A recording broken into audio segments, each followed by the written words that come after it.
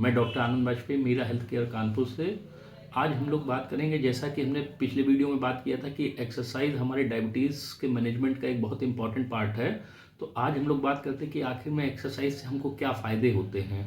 तो सबसे पहली बात तो ये कि जब हम एक्सरसाइज करते हैं तो हमारी इंसुलिन सेंसिटिविटी बढ़ती है, जिस वजह से हमारे ब्लड ग्लूकोज लेवल ऑटोमेटिक कम होना शुरू हो जाते हैं और फ्यूचर में हमारी जो दवाइयाँ हैं उनकी डोज भी कम हो जाती हैं।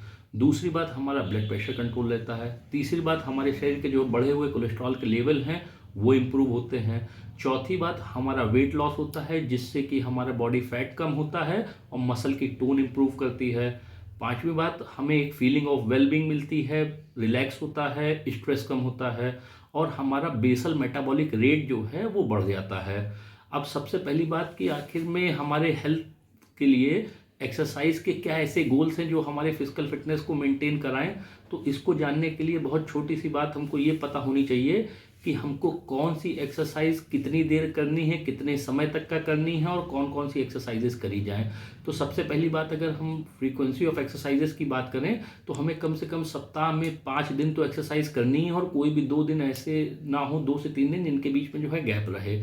दूसरी बात, अगर इंटेंसिटी की बात करेंगे तो अगर हम विगरस एक्सरसाइजेस करते हैं तो 15 minute is more than enough, और अगर मॉडरेट एक्सरसाइजेस करते हैं तो हमें आधा घंटा प्रतिदिन करनी ही करनी है। दूसरी बात, एक्सरसाइजेस किस तरह की हैं।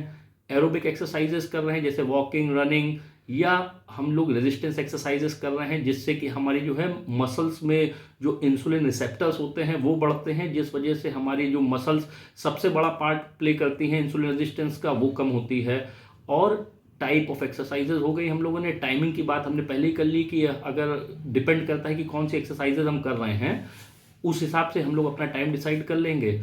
अगर इन चीज़ों को हम रेगुलर फॉलो करते रहेंगे तो ये हमारे ब्लड ग्लूकोज लेवल को तो कंट्रोल करेगी करेगी, साथ में हमारे बीपी और जो दूसरी समस्याएं हैं उनमें भी हमें सुधार मिलेगा। Thank you.